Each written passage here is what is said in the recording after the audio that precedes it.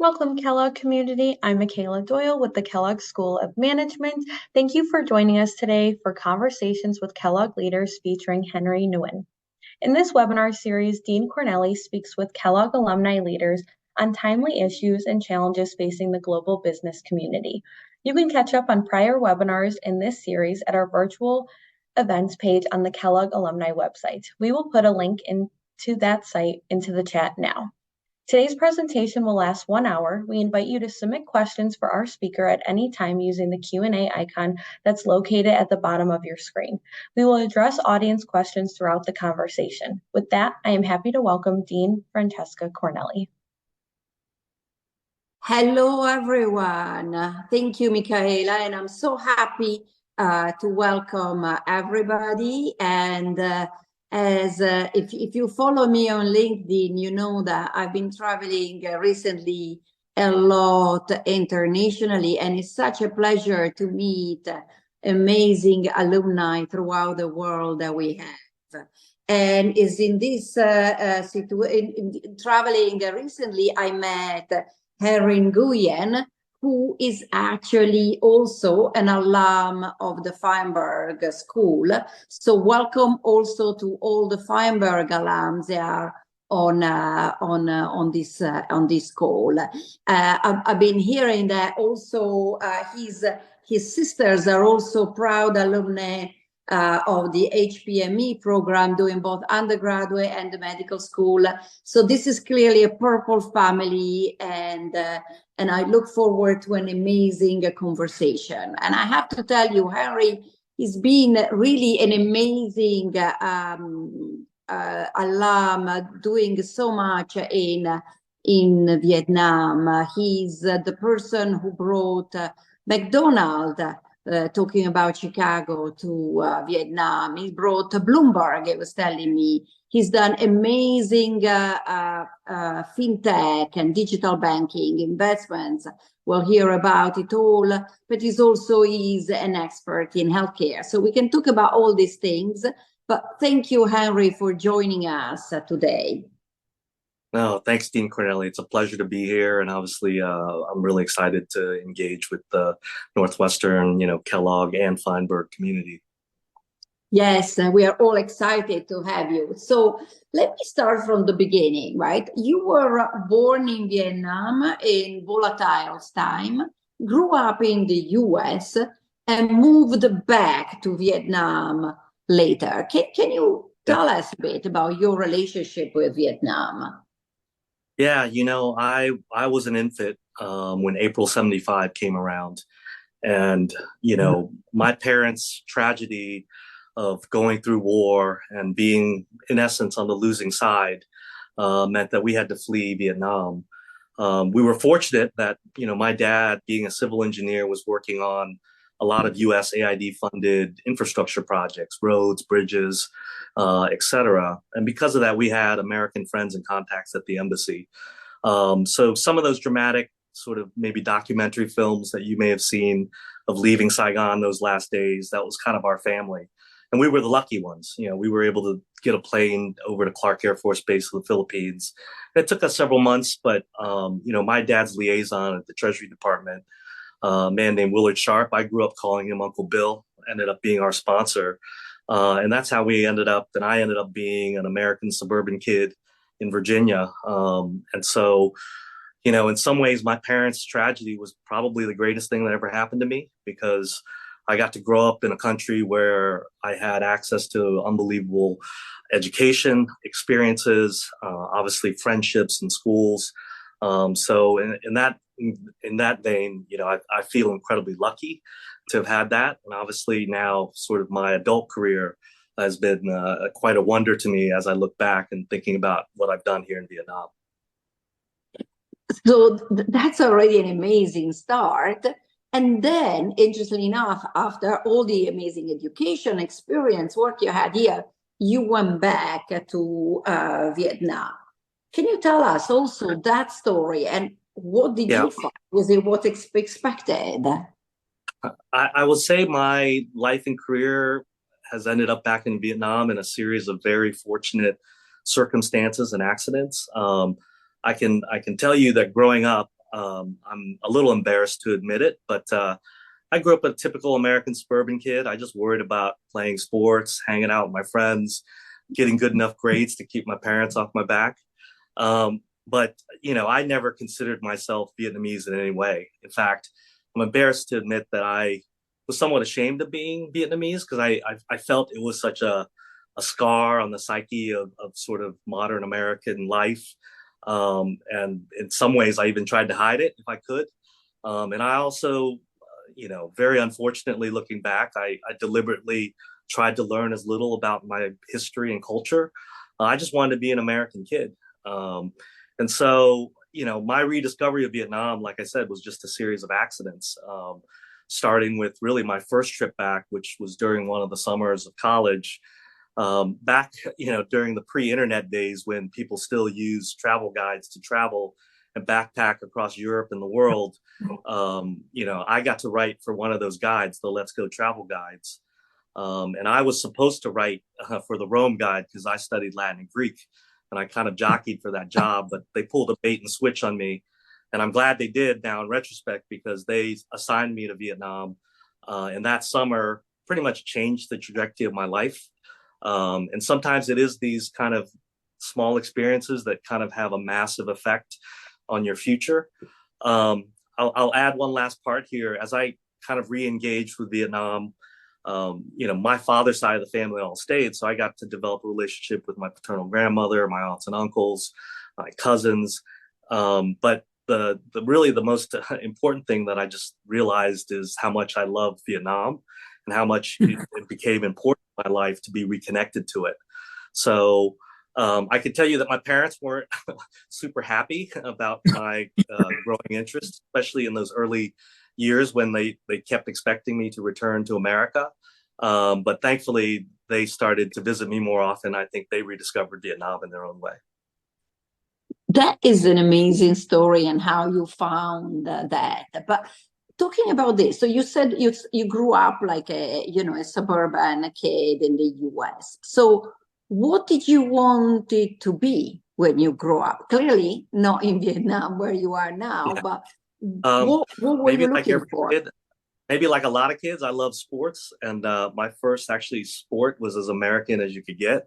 I chose to play baseball deliberately above any other sport, and including soccer, because a lot of my friends played soccer, but something in my mind was a block to say, you know what, soccer is kind of what immigrants play. So I'm going to play the all-American sport of baseball. I was a hot-blooded American kid who loved McDonald's and Coca-Cola. So, that's what I, at least in the early years, just dreamed of being, just, an all-American kid. And I dreamed of being an athlete. But I think as I grew older and realized I didn't have quite the physique to be a pro-level athlete, my academics became more important to me. I see. Actually, we will have to come back to the sport because I didn't mention in your Renaissance man attitude to investing, you're also invested in the LA Football Club, which is the pro football club in LA, and the Saigon Heat, which is the basketball pro. So definitely also even that. We will come back. But let me start, also you were a medical school at Feinberg, and you also started taking business class at Kellogg. I mean, how did you decide with this combination? What did attract you? Yeah, so, back to just sort of pursuing medicine. I'm the youngest of four. My brother, my two older sisters, they're all doctors. My parents' American immigrant dream was to raise four doctors. I think a lot of it stemmed from their feeling that was a career that provided, a lifetime of stability. And for my parents, they lived an incredibly unstable life as sort of new immigrants to America. So I think they felt that this was the greatest anchor. And, their cajoling and encouragement and and arm twisting work. All three of my siblings are still practicing physicians in America. I'm kind of the black sheep who ended up dropping out. But I'm incredibly blessed to have gone to, the Feinberg School of Medicine and to Northwestern in general, just because, but again, a stroke of luck is that the medical school is downtown. We have our downtown campus at Kellogg. And, I found opportunities to cross-register at some of these classes. And my first class that I took was a healthcare economics class. I think Professor David Dranoff is still there. Yes. Wonderful professor. He opened up my eyes to seeing sort of a life beyond or just medical practice. And I think that's actually one of the brilliant parts of the medical school itself. So much of our curriculum was not just learning about, the basic science of medicine or even the clinical aspects of the practice of medicine. It was also providing us opportunities to study other medical allied fields. And in this case, healthcare management, healthcare economics was something I was interested in. And thankfully, that spurred me to take another class with Professor Edward Hughes, who I'm sad to report, I remember reading about his passing a couple of years ago, but he was an incredible mentor to me. He was the one that encouraged me to go ahead and formally apply to the combined program. And obviously, I'm so glad I did. Thank you for remembering Ed. He was a wonderful member of our faculty. Terrific teacher, gentleman, incredible sense of humor. Yes, absolutely, absolutely.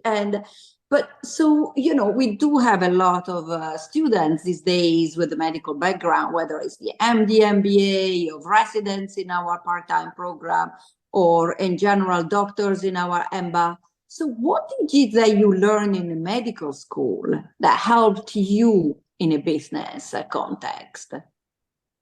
Well, look, being a great physician, I think, is a similar skill to being a lot of other sort of high-level professional work, whether it's being a leader or manager. You really have to understand people. You have to be a good problem solver. You have to be a good teammate. Medicine is a team sport, as business is.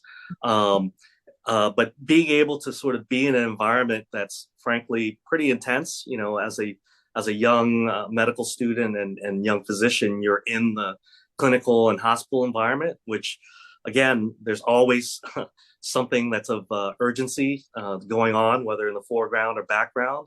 And being able to multitask, learn on the fly, be a good colleague, all of those things flying at you at once and trying to maintain a sense of poise and composure through all of that. That's no different than, being a senior leader of any sort of big or large organization. And in that vein, the other thing I'll add is that, medicine affords you an incredible opportunity to really study and engage with what I'll say the deep parts of human nature, and understanding and have what I'll call human insight even on an individual level. So that's all been incredibly important skills that I picked up. That, in fact, the comparative parts of what I learned in business school, I think was important to me when I was going through my medical training and vice versa. In fact, I think today, in today's world, that's going to become increasingly more important. And I think this versatility and cross-training really makes you a much more well-rounded and effective leader and practitioner, no matter what you're doing, whether you're leading a business organization or whether you're taking care of patients or leading a healthcare organization. I completely agree. That's why we love having people with that background at Kellogg. But now let me start talking about your business in Vietnam, right? So you started IDG Ventures in Vietnam, and venture capital and startups, I'm sure, were not that understood when you started in Vietnam. So what was the business climate like? Looking back, it was good that I was pretty young and even new to the venture profession, because I think if I knew what I knew now, I'm not sure I would have taken on such an endeavor or challenge. But it's sometimes not knowing what you don't know is a good thing. It gives you a certain kind of boldness and courage. And I had that. And, what was great for me at that time, and it's been now over 20 years, is that, I had a lot of belief and conviction about, what technology could bring to a rapidly developing country like Vietnam. I also knew that the capital markets, both private and public, were so underdeveloped that if I could be an important voice and an important node to connect Vietnam to the rest of the world, that I could have some really impactful work. And all that just drove me because what's nice to have that opportunity, particularly that early in your life and career, is that you feel that your impact is quite large. And being able to sort of feel the things that you were doing having a real importance made it easy to get out of bed every day. Now, I have to also be sort of somewhat realistic and tell you that it was a grind. There was no term venture capital in Vietnam, so to even try to explain what that was, to the community, to entrepreneurs, to business leaders and government leaders was quite a slog. But it is a classic sort of, you have to keep trying to get pushing that rock to get it rolling. And sometimes it feels like it's not moving, but you have to believe that the energy and momentum that you're putting into it means that it's going to get rolling. And once it does, that means that momentum can continue to carry forward. So in those early years, it was actually, we were the whole venture ecosystem. I had to go out and basically encourage and seed many people I met who were smart to start businesses on the side, because most of them didn't want to quit their real high-paying jobs. And then, of course, helping build business plans and even recruiting other founders for a lot of sort of the early teams that were forming around ideas. But looking back, it's incredibly gratifying work, because it's basically a transfer of your understanding of a different place, a different marketplace, and trying to recreate it given certain resources and infrastructure in a place like Vietnam. I can't even imagine how it was, and I'm sure it brought all the energy out of you. But then now, completely different world, right? As you said, nobody knew, but now Vietnam is attracting so much foreign investment, seen as the gateway to Asia. Can you describe a bit? How is it now? Is it?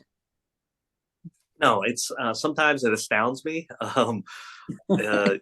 Somewhere around a decade ago, 8, 9 years ago, startup became, part of the local vernacular. You heard our senior most leaderships use the word.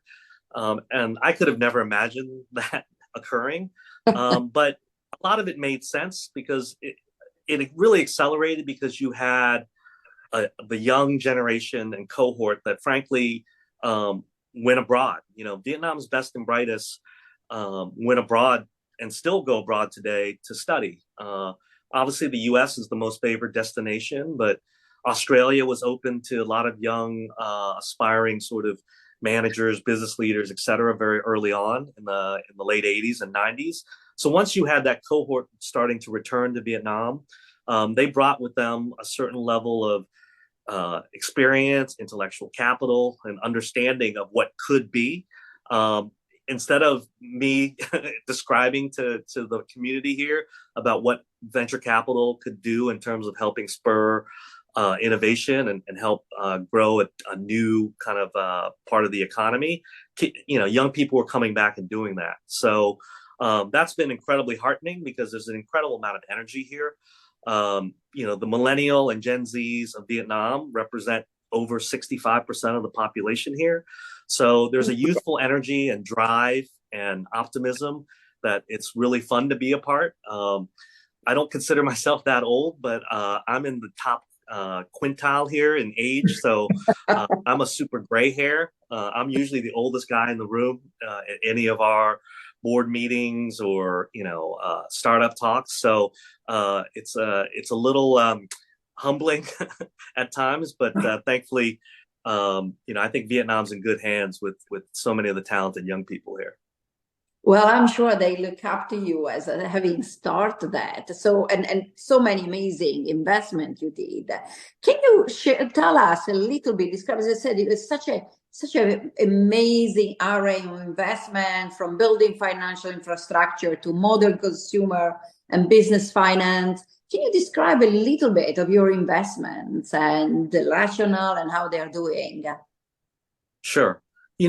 Going back to sort of our venture business, and we're still making a lot of venture investments. It's now my younger colleagues who started with me as young analysts or associates who are now the principals and partners of our firm. But they're investing in global innovation just like everywhere. Vietnam has a treasure trove of talent when it comes to mathematics and computer science. Now obviously we have this massive AI push and revolution that we're in the midst of. And a lot of that is about mathematical talent and understanding. And in fact, so many global AI companies have either a lot of their development or intellectual centers out here in Vietnam. And that's gratifying to see because it's now not just about bringing market innovation into Vietnam, but it's about being on the leading edge of global innovation. And I think Vietnam is well positioned in the decade to come to be a participant there simply because of the quality of the human capital here. But if I gave you sort of my shorthand of what has been my approach, going from the general partner at the venture fund to what I do now, basically the opportunities I see are really colored by my American experience. I grew up loving chicken McNuggets and Big Macs, and I know thanks to Kellogg why and how it's such a fantastic business. So when I had the opportunity to be the master franchisee for McDonald's here in Vietnam, I jumped at the chance. You mentioned, obviously my love for sports and my involvement in sports. I started this pro basketball team not because of that I thought it would ever be a great business. I just wanted to have great live entertainment, live sports, and bring our kind of sports organization and thinking to Vietnam, where frankly the sports industry and market is still quite underdeveloped, even though there's very passionate and interested sports fans and participants at all ages.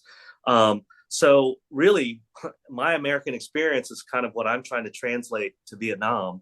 And of course, because I've always been this bridge, particularly between the US and Vietnam, brands like Bloomberg or Nobu, we're the partners of here, mainly because these are also brands that I love and things that I think are very important to bring to Vietnam when it comes to, hospitality or business information and news. So that's always been kind of my basic strategy, if you will.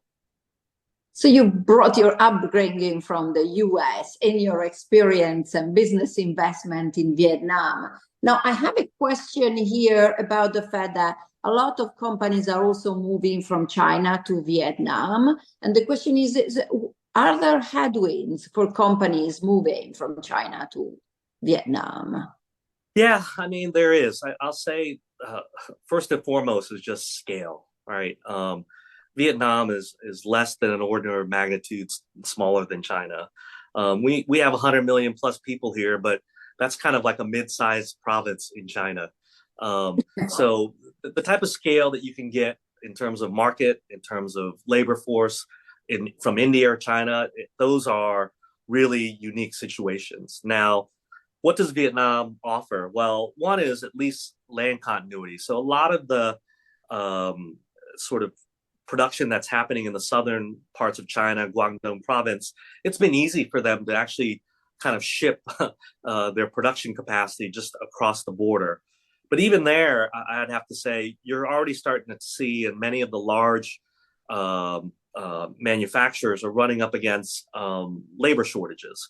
And in China, if you had a labor shortage, you can go further and further inland, and there's probably another 10 million potential sort of laborers that you could bring to the coast. In Vietnam, you just don't have that type of scale. That's one. Two is, by right of its history, its modern history, Vietnam never really industrialized. Despite all the sort of difficult volatility that China faced going through the Cultural Revolution, et cetera, there was always heavy industry that had been developing in the background. Vietnam never developed any of the industry, obviously through the war and even through the 80s when it was still trying to be an ideological socialist state. So even going through reforms, Vietnam was late to that. And really, my big demarcation for Vietnam in terms of entering the modern world is 1995, when the U.S. Established diplomatic relations with Vietnam. So we're not even a 30 years or a decade on from that. A lot has been obviously accomplished in this sort of generation, but there are a lot of holes when it comes to Vietnam's hard and soft infrastructure, roads, bridges, ports. And I say soft infrastructure, I mentioned early on that, Vietnam's best and brightest, they dream of going overseas to study just because, quite frankly, there are no high level institutes of record here that I would say are world class level colleges or universities. Maybe I'll use this opportunity to plug one of my true passion projects here. That I was one of the founding trustees of Fulbright University here in Vietnam, and that is a wonderful endeavor because it is a state to state level project between the U.S. government and the Vietnamese government to establish Vietnam's first true not for profit private university. And in shorthand, we're trying to build the Northwestern of Vietnam. So that is an amazing start. And, I want to say, so there are clearly some challenges, but at the same time, my understanding is Vietnam has a unique government and economic structure. And as you mentioned, it's a very young and well-educated population. How does that play into all this? Yeah. So, the government here actually really models itself on China. If you look at the way the Communist Party here sort of even models a lot of its governance with the Communist Party in China, even government and all the ministries in terms of the parallel functions with the party. But the slight difference that Vietnam, I would say, has with China is that its power is much more dispersed and decentralized. So, the 64 provinces in Vietnam, if you're doing anything in those locales, your work and relationships with the authorities there are as important as your sort of top level central government contacts. Whereas in China, I would say the central government's got a lot more pull and a lot more power to basically implement their policies, no matter what sort of barriers or infrastructure that may be in place, trying to get things executed at a provincial level. Whereas in Vietnam, you're going to have to work top down, bottom up. So that's a little bit more challenging. And as I said, the infrastructure part's important. China, the government spending in terms of on highways, ports, etc., is probably twice as much on a GDP basis than Vietnam, and that has a lot to do with their really export manufacturing engine that they were able to build in the late 80s on through sort of the next really 30 years up until now. That's amazing. And, you were mentioning how you've been bringing all these brands, including McDonald's and Vietnam. How did your being in Chicago help you to know about this and bringing it in Vietnam? I don't know if I'm supposed to reveal this or say this, but okay. One of the great things about being a dual degree student is that I never had to bid on classes. So I got to basically register into all the classes that were the most popular classes. And so in my day, I don't know if even the students today or even some of the alumni on this call remember, but Oprah taught a leadership class that was amazing. But usually to get into the class, you almost had to bid all of your points for all 2 years to get in. But I got to get into that class. And of course, that class was amazing because it was Oprah and Friends. She invited everybody from Warren Buffett to Jerry Yang to Kathleen Black. It was just an amazing set of speakers in all different aspects of leadership. But the class that I remember the most was an entrepreneurial finance class taught by Professor Stephen Rogers. His sort of speech, that first week of class was, why are you all in business school? We all raised our hands and we said we wanted to be entrepreneurs. And he kind of made us all feel a little bit bad because he said, going to get your MBA is probably the worst thing you could do if you really want to be an entrepreneur. I don't want to basically hear put that. yourself in debt. And you're increasing your opportunity costs when it comes to getting a great job that's high paying. But I do remember then his follow-up question was, where would I send you if I said, if I told you where the best finishing school for being an entrepreneur was. And hands shot up. We said McKinsey back in the day. GE was a really admired company. And he kept shooting us down until he finally just said, "You want to be a great entrepreneur? Become a McDonald's franchisee." And that stuck in my head. And as I obviously learned a little bit more about McDonald's as a business, as an operation, as an investment, I just thought it was just wonderful because now I could turn my love for double cheeseburgers into a real business. I love how the story starts from a class in Kellogg.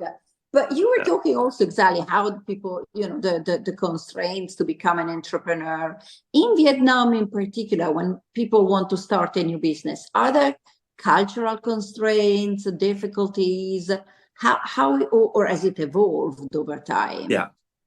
On a comparative basis, Southeast Asia in general, most of the markets are English speaking. And what I mean by that is that English is really one of the primary languages of business. In Vietnam, almost every single young student now is studying English in some level of capacity. And it's as simple as English is the language of success here. And I think that's true in so many places. But, if you go around this region, the Philippines, even Indonesia, Thailand, maybe a little bit less sheer numbers of English speakers, but it's still an English speaking place and when it comes to doing business. But in Vietnam, you can be a very successful entrepreneur and not be a native Vietnamese language speaker. So that's one level of access. I think the second level is somewhat universal, but it maybe comes into play a little bit more here in that relationships matter. You have to be able to not only obviously developing relationships with, your partners or co-founders or colleagues, but dealing with government officials and local authorities here is very important. And for better or for worse, there's still a lot of gray area and ambiguities in the law. And being able to develop yourself as a known and sort of upstanding member of the community in some shape or form, particularly when it comes to dealing with local officials, is very important because that's your sort of reputational capital and credibility in the market.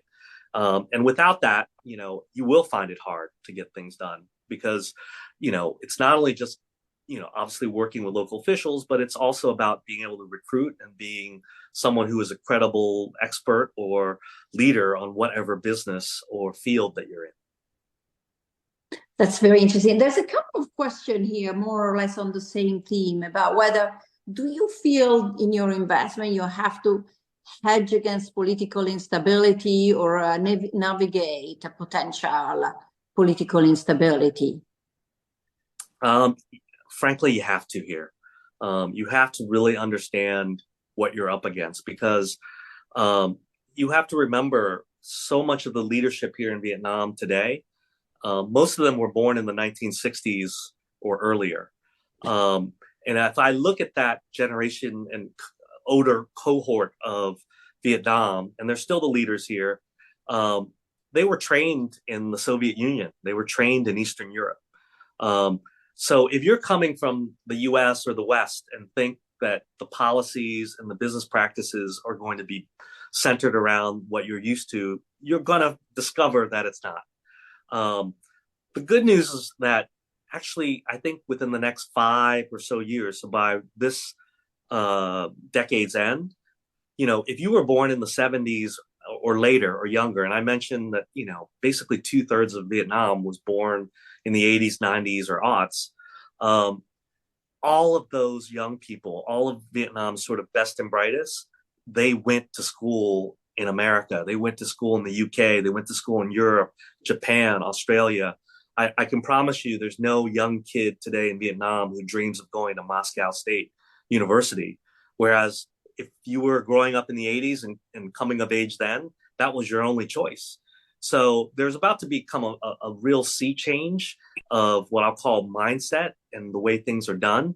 I think we're going to move from what I'll call a command and control economy to a much more sort of open market, innovation driven economy. And I think that's going to set Vietnam on fire. And I say that having lived 20 plus years in Vietnam, that I think has been incredible.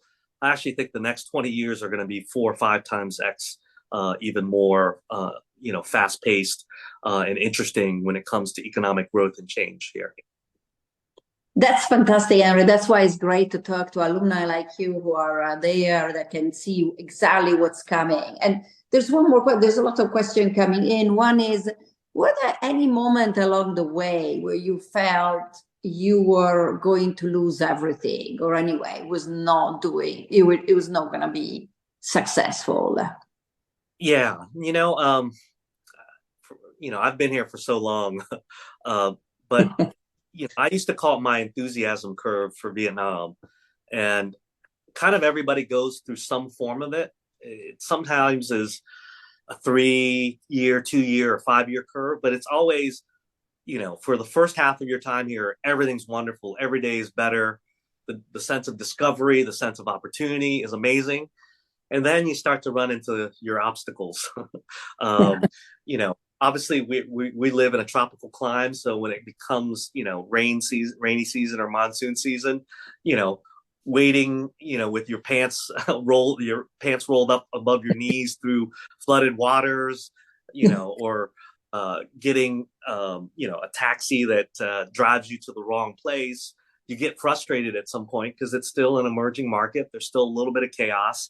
Not everything is going to work exactly as you want. And a lot of people, I think, when they hit that wall, and it happens somewhere between 18 to 36 months, they end up saying, you know what, this adventure's been great. I'll go back to sort of whatever I was working on before I got here. But for those who are able to sort of break through that, and I ended up breaking through that, but somewhere in my 4th or 5th year here, and I was in my 3rd or 4th year of the fund, I just felt like I wasn't making much progress. And I was single. I didn't have any, anyone in my life. So it made me even more depressed. But thankfully, within 12 months, I met who would end up being my future wife.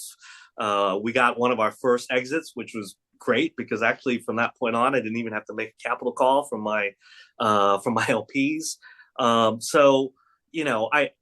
I'm incredibly fortunate. A lot of things came together for me at the right time. But I think if that had lasted another couple of years, there's probably a chance that I would have just gone back to the U.S. So I see. Well, we are glad you're there and you are helping us with the club and everything. But that testifies to your resilience and wanted that to push through. Now, because we have many of also alumni from Feinberg, I wanted to ask you also whether you can talk about, like you took how much Vietnam changed, right? How is also the healthcare system, industry, and potential investment changed? How have you seen it changing? Oh, it's been a sea change, but maybe I should just give a background first. Vietnam is a socialist country. And we have socialized medicine. So everybody is afforded access to healthcare. We can talk about the quality about that and what that leads to later. But I'll say that it's as simple as this. About 18 years ago, the government permitted private for-profit healthcare to be set up in Vietnam. But they did that because even the state system was some form of fee for medicine. Fee for service. And I'll give you an example. I remember in my 2nd year in Vietnam, one of my employees, their grandfather had a stroke. And, I still had a little bit of like, some of my medical chops and still remembered a lot of sort of important protocols of care. So I was kind of curious as well, just to see what the state of medicine was at one of the big sort of public hospitals here. But on the way over, I called one of my friends and I said, hey, what do I bring as a gift? Should I pick up flowers? Should I get food? And he said to me, he goes, hey, the best thing you could do is put money in an envelope. And I was like, hey, man, this is not someone I just want to be just handing out money to. He goes, no, that's the nicest thing you can do for a family. And I realized why, because, if we needed to get him, an angiogram, like today, you needed to pay the radio technician to get him to the front of the line. So you basically, in essence, ended up with a fee for service type of system. Um, and unfortunately, that type of structure is is a corruption mindset, and that is endemic throughout the medical system in Vietnam. And it's sad because I mentioned to you, it's state-run medicine. The doctors get a state salary, but their state salary is nowhere near what their real take-home is because they're taking money from the side from patients to give care. So I think why the policy of for-profit medicine was adopted here was that it basically already existed. It was just trying to formalize the system and also be able to provide tiers of care and being able to offer those who were frankly, the upper classes here in Vietnam still to this day will fly to Singapore or to Bangkok or even to Hong Kong or Japan to get medical care. I think it's upwards of close to $5 billion now that people pay for external or foreign medical care. So a lot of those clinics, frankly, got smart and said, you know what, you don't need to fly here to Singapore. We're going to build a clinic for you in Hanoi or Ho Chi Minh City. So there's been a lot of foreign investment in healthcare services. So you'll see private hospital systems, private clinics. And as Vietnam obviously has gone up in terms of its GDP and in terms of its purchasing power, obviously healthcare, in addition to education, are two of the services that people are ready to spend, and the demand is there. In fact, I still think that the demand for higher quality healthcare far outstrips the supply that's coming out. That's amazing. And are you investing in some areas of healthcare? Especially, we talked about AI, and we see it in the US, such a booming of the AI in healthcare, the telehealth. Is that thriving in Vietnam, and are you involved? I have to tell you, one of the reasons that I had sort of a moral crisis, if you will, when I was in medical school was I had a drive in me to build businesses and to make money. And I could never reconcile that with being a physician. As I joked with some of my classmates back then, we all wrote the same medical school essay. We want to become doctors because we think we can have a real meaningful impact on the world. And for me, at times, I had a hard time reconciling, making a living, at least I was okay with, but making, I'll say, business profit off of healthcare was something I could never wrap sort of my mind around. That's not to say I have not been involved in healthcare investments here, but I leave it to most of my junior colleagues here to make those investments, and they pull me as an advisor because I can give them the skinny on, especially when they're doing diligence on something a little bit more technical or trying to understand a service space for a clinic or a hospital. But I think for us, we have at least adjusted expectations when it comes to the type of returns we hope for when we invest in particularly healthcare services here. I think there's an opportunity to sort of do good as well as make financial profit when it comes to the sector in Vietnam. But I also know that there are places where, for me, the way I've been able to maintain my sort of direct involvement in healthcare here is I've been a part of Operation Smile here in Vietnam. Actually, that was one of the reasons when I first came back more permanently. That was my main project, to help them streamline the logistics of each of their missions when they were going out, especially outside of the big cities, to do screenings and even sometimes do our missions and surgeries for cleft lip, cleft palates for these kids who are in the further out reaches of the provinces here. So I'm still heavily involved in that because I still get to scrub in. I'll still assist on a lot of these cases. But when it comes to healthcare investing, I think there's a massive opportunity here. Obviously, the global trends when it comes to being able to apply, again, all the sort of massive computing power that comes through AI, everything from diagnostics to new technologies, particularly when it comes to imaging, when it comes to research, actually being able to comb through the medical records and be able to start identifying patterns when it comes to modalities and treatments and outcomes. So I think it's an exciting new frontier for medicine, not just in Vietnam, but I think everywhere. And another area which is definitely booming in healthcare in the US is biotech, right? The application from immunotherapies to gene editing, just at the beginning. What is your view about the perspective of biotech in emerging countries like Vietnam? Yeah, so it's interesting because, in the US, part of my medical education and part of the education of all the sort of Feinberg students is a big part of that is bioethics. And when you leave, our borders in the U.S., you start to realize that so many of these matters or issues are not well thought out. There's a lot that goes on in terms of genetic testing, in terms of in vitro, in terms of surrogacy here that, to be quite frank, sometimes from my sort of very Western bioethics point of view, I find problematic. Now, we still have a general ban in terms of research on stem cells and whatnot. And I actually think that general ban is the sad outcome of the sort of political environment we have in the US right now, but it's actually put us quite far behind when it comes to real sort of experimental sort of research that's happening, throughout what I'll say at least more advanced medical markets, even this region like Japan and Korea and even parts of Thailand and China. So in that aspect, I think Vietnam is actually ahead when it comes to understanding sort of a lot of what I'll call the applications of genetic treatment, of stem cell therapy, et cetera.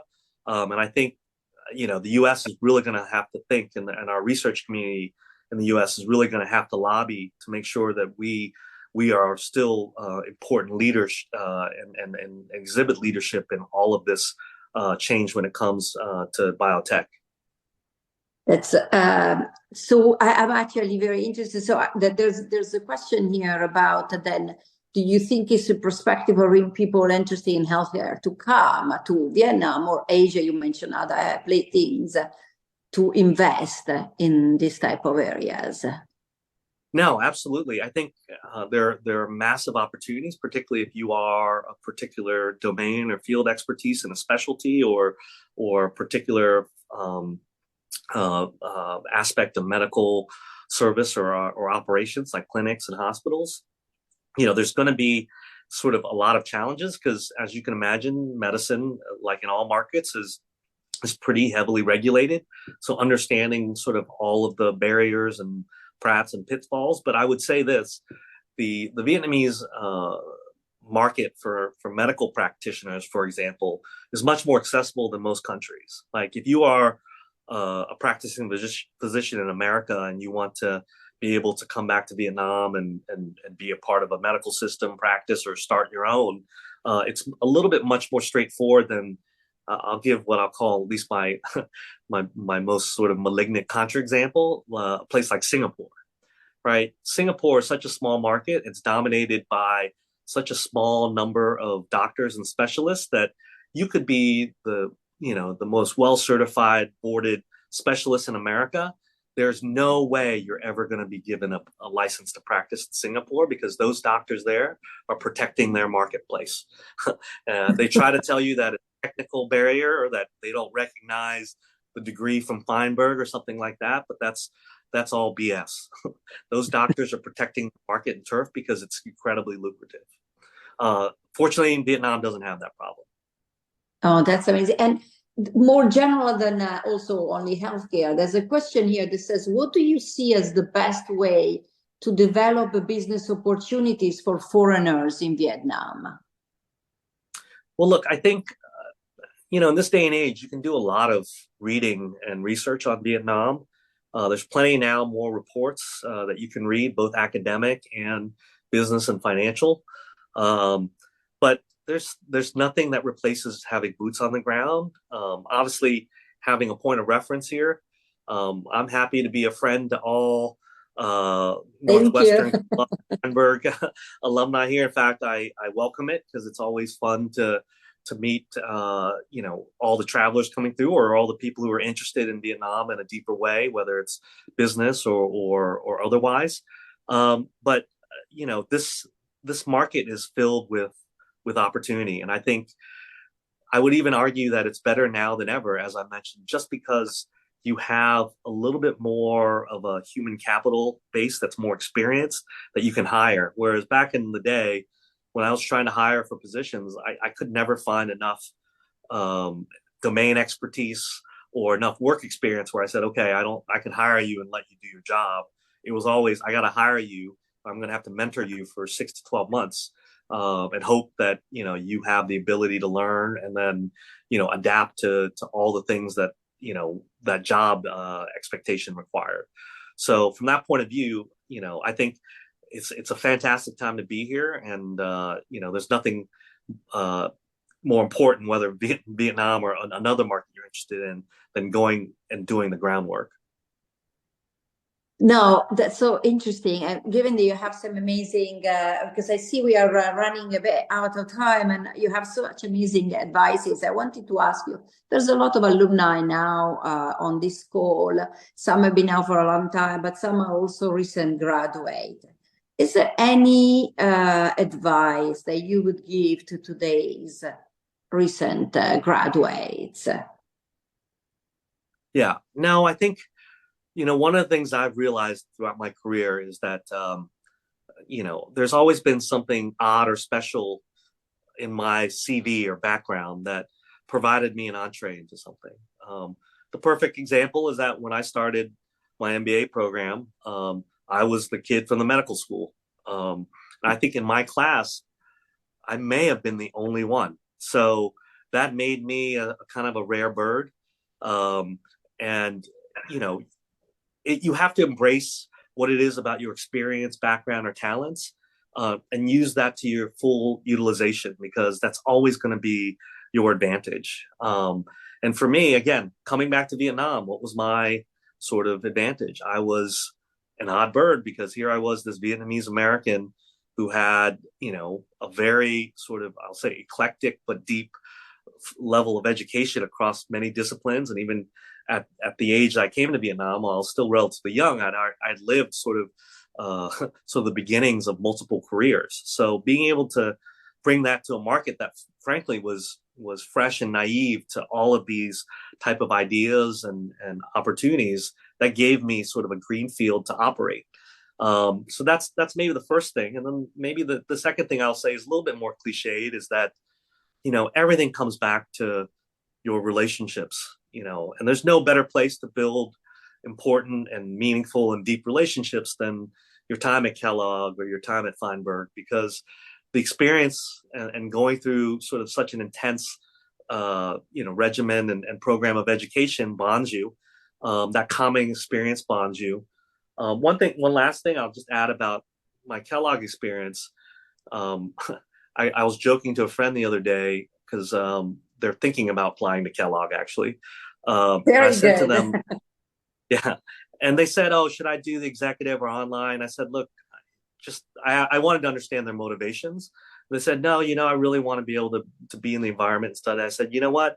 You got to go on campus. At least Kellogg, if you don't want to take 2 years out, I think we still have the 4Q program, but Yes. You have to be on campus. You have to be there because it's the group work that actually is what you remember." As I was mentioning my joke was it's like the Karate Kid. Like you're painting the fence or wax on, wax off, and you don't realize that you're developing the muscles to be an effective and influential person when it comes to being a colleague, when it comes to being a business leader, a teammate, etc. And as I look back on my Kellogg experience, I don't remember everything I learned in my advanced, financial management class. But I do remember my group members from so many of my groups and how we sort of work together and what roles that you end up taking in certain groups. Sometimes you lead, sometimes you take on the role that's more administrative or secretarial or whatever. But the point being is that all of those evaluations that we did at the end of the course, not on just the course content, but on each other. And then, of course, the feedback you get becomes so important in forming a picture of yourself, understanding your strengths and opportunities to be sort of a better person, leader, colleague, etc. It's an invaluable experience, and that's kind of what I've taken away most from my experience at both Kellogg and Feinberg. Well, thank you so much for being such an incredible advocate. I completely agree with you. Sometimes people, until they are here, don't appreciate what it means, the experience in Kellogg and in Feinberg. So that's very important. And I know we are really running out of time. There's a very quick question that just arrived in, and I'll ask you just very quickly. It says, can you talk more about professional sports in Vietnam? Is it as popular as in the States? Sure. Yes.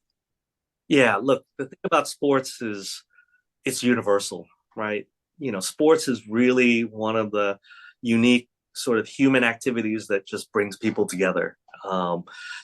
Whether you're a fan, whether you're a participant, it's the competition, it's that togetherness, it's the emotional transportation, the joy and the sort of ecstasy of winning, and the sort of kick in the gut of losing. You just can't get that in many other places, right? It's the real original sort of reality sort of drama. And that's what I've always appreciated about sports. But here in Vietnam, we are a football or soccer nation. People go nuts for the game. I'm Italian. It's a way with you. Yeah, the Azzurri, right? It's the expression. I mean, all nations also believe that they have a style of football that reflects their culture, their history, their country. So there's so much embedded in sports, and this is why I've always kind of loved it. And so here in Vietnam, it's no different.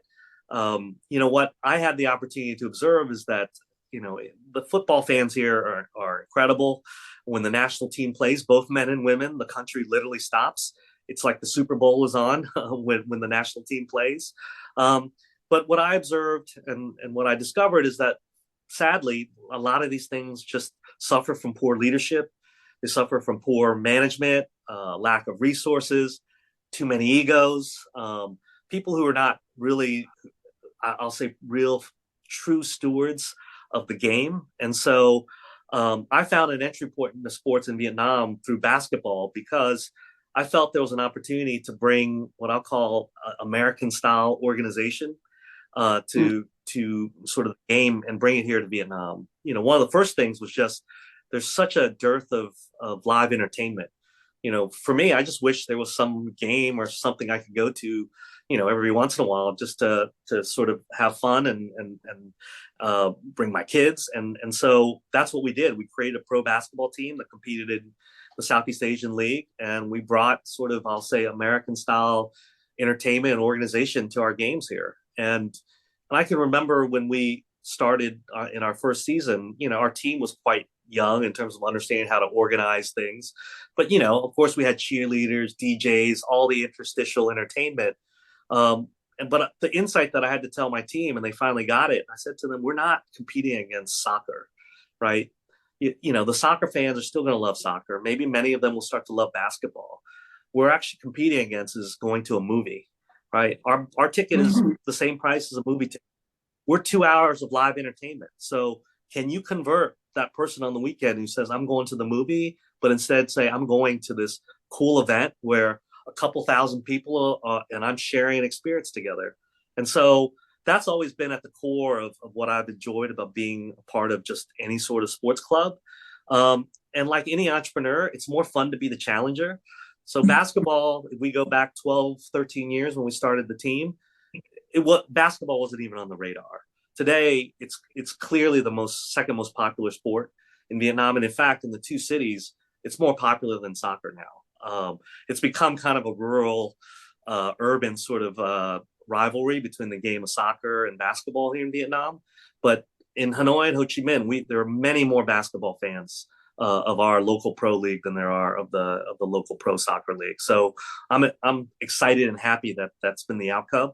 And of course, in America, you have NFL American football, you have NBA basketball, you even have baseball and even hockey ahead of the game of soccer.